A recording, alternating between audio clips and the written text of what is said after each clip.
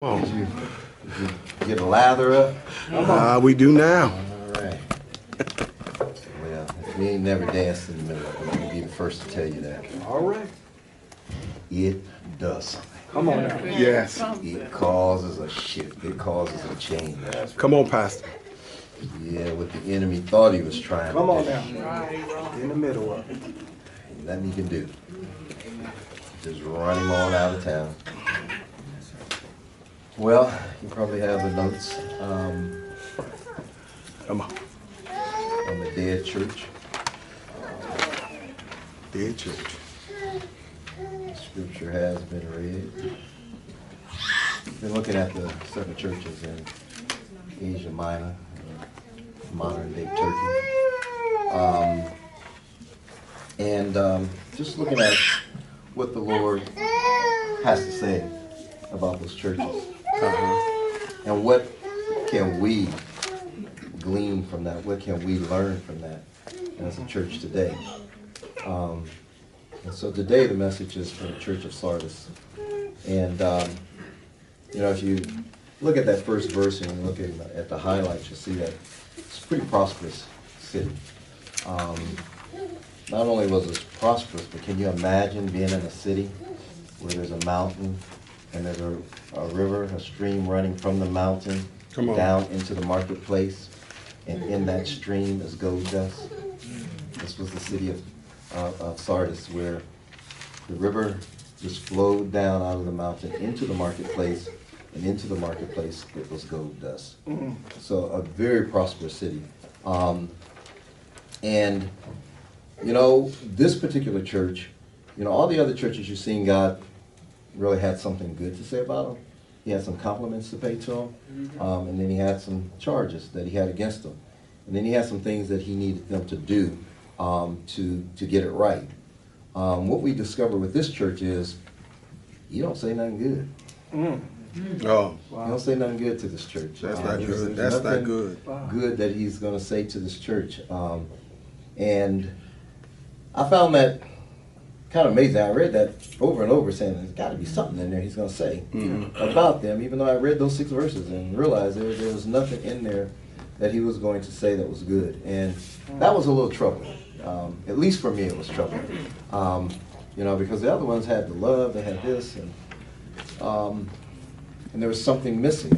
This church, and we were talking about some things in Sunday school last week and maybe a couple of weeks ago, but this church had a different issue.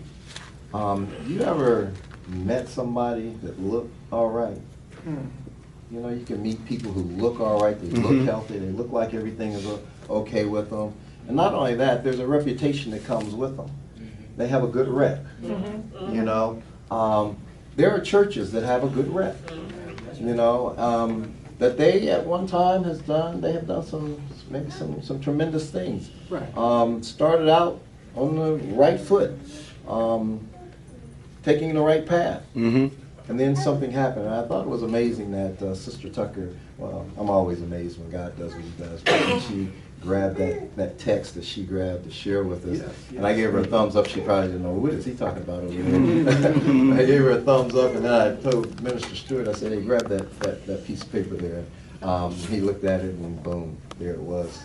Some of the same things that she was reading that was on her heart, and that the Lord had kind of raised up for her over the week, was there. And so having a good reputation is one thing. But what lies on the other side of that reputation is a whole nother thing. Come on now. Come on. The church can have a huge reputation within the city, and Yes, people sir. think that is great. But then when God looks on the inside of it, he might see something different. Right. And so we can have a good reputation, and people can think the utmost of us. The question is, what does God see on the inside? Yes, sir. What does he see on the inside? Right. And so this was the issue with this church. And the historians seem to think that this church was doing some awesome stuff when they first got planted. It was doing some awesome stuff. And the awesomeness of what they were doing, the residue of that was still on them, if you will. You know how you can do some good stuff? And you come to a place that you say, man, we're just on it. And maybe we get to a place that we don't think we have to do anymore. Okay. Maybe we get to a place of complacency.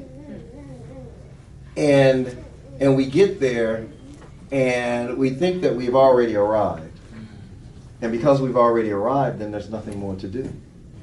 And what we find sometimes is in the church is that sometimes in the church we get to a place that we think we understand. Okay. Okay. And then God begins to try to give us a little bit more. He allows the Spirit to begin to move in a way that's a little different than what we're used to. And because it's moving a little different than we're used to, sometimes the words that will come out of our mouth is, oh God, they're just trying to change things. Things were fine the way they were. Okay. Okay. You know? Okay.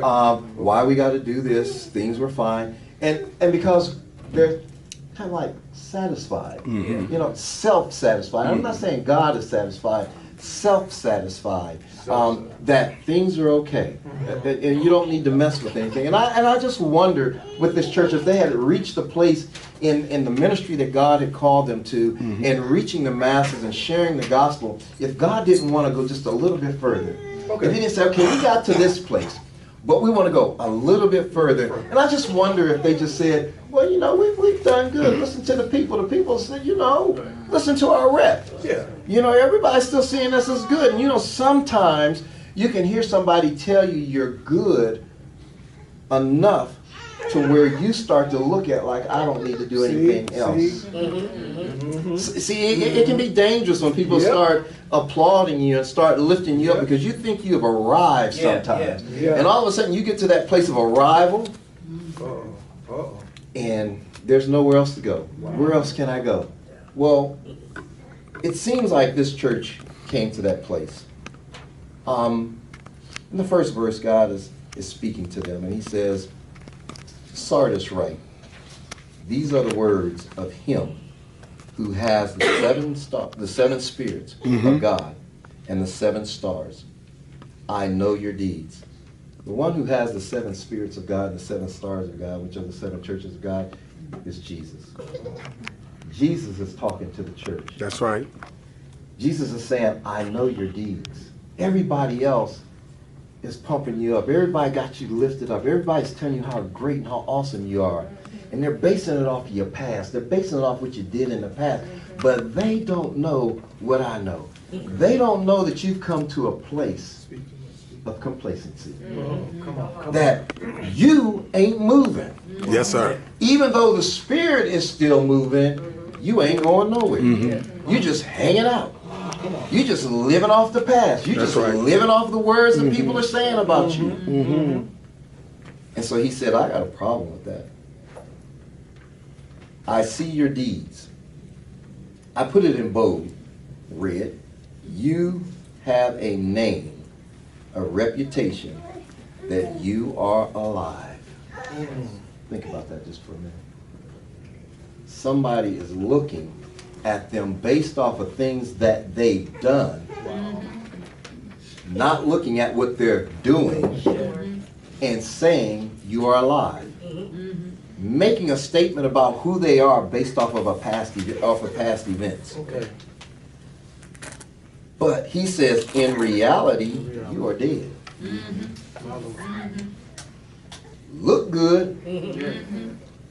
People look at you and think you're good because you got the right stuff.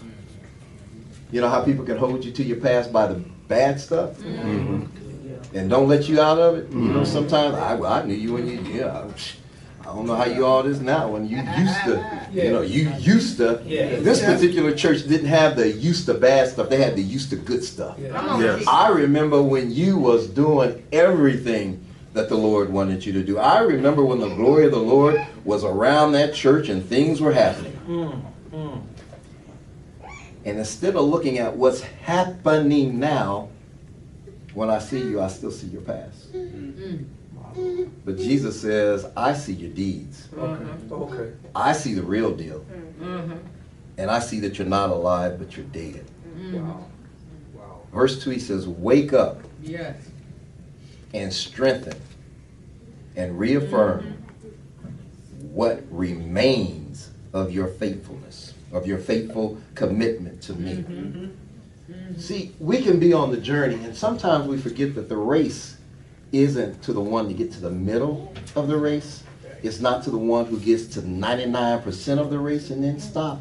It's to the one who crosses the finish line. Come on. Yeah. Yes, sir. See, Yeah. there's a problem with this church to where they ain't running no more. Yeah. See, complacency will cause you to just stop running, won't it? Right. Just cause you to sit down and bask in your past glory, Yeah. in your past accomplishments, and you're no longer running. Well, if you don't run anymore, something's going to happen. Oh, yeah. Oh, yeah. He said that they were dead. That is a huge statement to say that you're not alive, but you're dead. In the Your flesh. inside is dead. That means that the Spirit of God is no longer amongst you. That's right. He has departed That's right. Uh-oh. the premises. Uh-oh. Wow. See, death is when the spirit leaves. Right. Yeah. Is that the way the Bible describes it? Right. See, when a person dies today, it's simply because their spirit has left their body. All right. The body can't move if the Say that, spirit's Pastor. not there. The soul is what animates us. And so when the soul departs from the body is no longer animated. It can't do anything more, so it just lays there. The church was no longer animated. The church was no longer moving. The church was dead. But he tells them to wake up.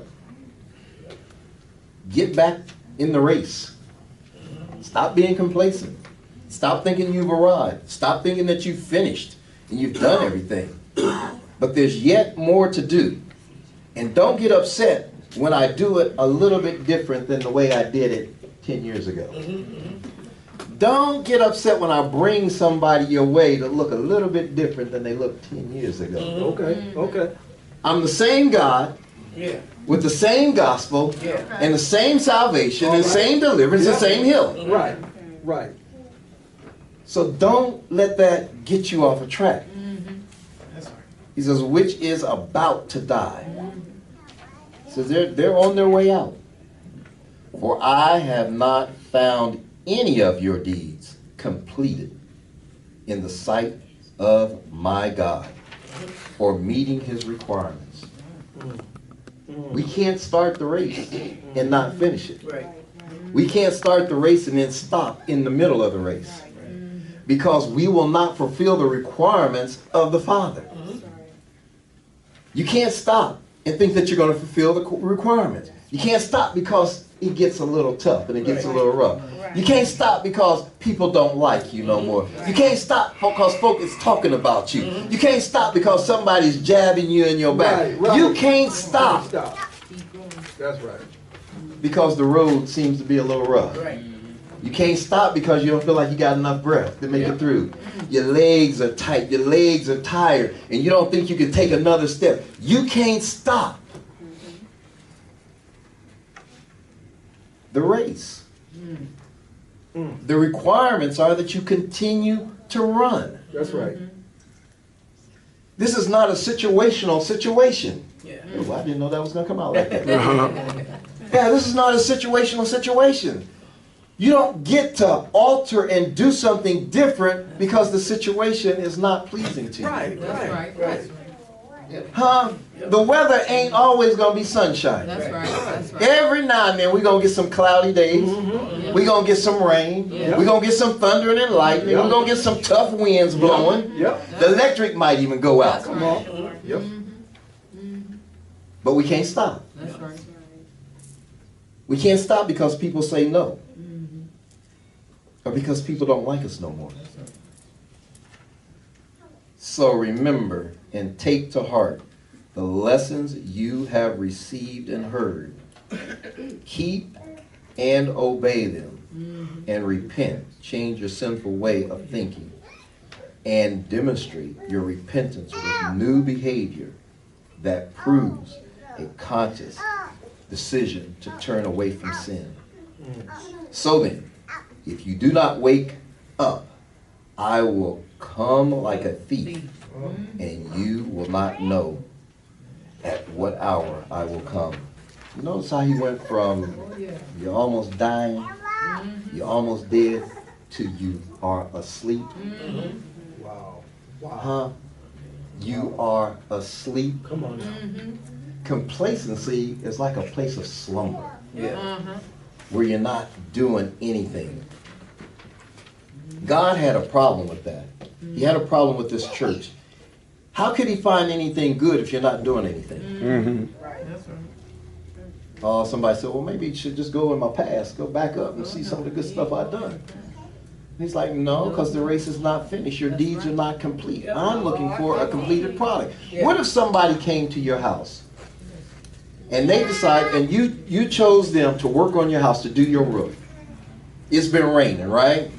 And your house been getting wet on the inside. Yes. And you have contracted a contractor to do your roof. Right. Mm-hmm. And he get up there and he get about a third way through and he said, well, I'm going to take a break.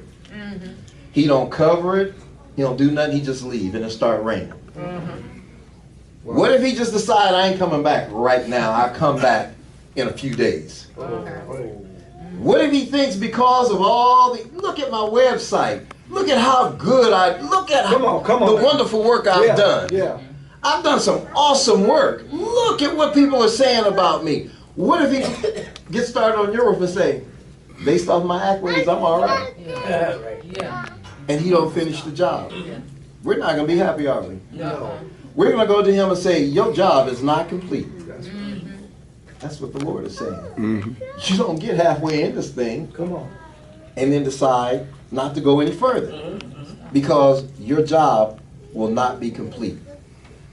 I made a note towards the bottom, and it says that Sardis, thriving, healthy appearance, masks an internal decay. See, sometimes the church can look good on the outside, and people who look say that it's thriving and it's doing well. But really on the inside it's decaying. It's not doing well It's not. because it's not allowing the Spirit of God to move forward. It's staying where it's been. Maybe it's staying with the last pastor. Maybe it's staying with the very first pastor that started the church. Maybe there's some things that just don't want to let go of. And God said, well, you got to let go of these so we can move forward. Right. See, Right. change don't come without growth. We feel a change because we're growing. Yes. Right. It's when we choose not to grow that change don't take place. That's right. Okay. But as long as we choose to grow, there's going to be change. Okay. Right? Right. We were saying in Sunday school, I'm older now. I didn't grow a little bit. Even though people that I grew up with probably can still recognize me, I'm not the same person. That's right. That's right. I don't think the same. My right. behavior ain't the same. That's right. Right. There is an internal makeup about me that is so totally radically different than it was when I was a kid. Come on. Right. Yeah. Right. I am so much more spiritually mature than I was then. Yes. Yes. God needs to mature the church. And when the church wants to stay where it's at because it thinks that it has arrived Wow. and just leave us alone, they've entered into a place of complacency, and all people see is what they were, not what they are. Wow. Come on now. Come on. What they were, not what they are. What they were. That's what Jesus was saying. Jesus says it again in Matthews 23 and 27. Decay. Out of the 8 woes, this is one of the woes. Woe to you, self-religious, scribes and Pharisees, hypocrites, for you are like whitewashed tombs, which look beautiful on the outside, but inside are full of dead man bones, And everything unclean. My goodness. So you also outwardly seem to be just and upright to men, but inwardly you are full of hypocrisy and lawlessness. You see what God is saying? What he's saying to this church? It's one thing to look good, Okay.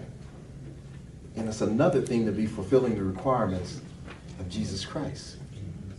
It's one thing to look the part, and it's another thing to be moving as the Spirit moves you. It's one thing to look the part, and it's another thing to be willing to grow and mature. Some people don't like to grow because they don't like change. Right. Yes, yes. Sometimes change is not comfortable. That's right.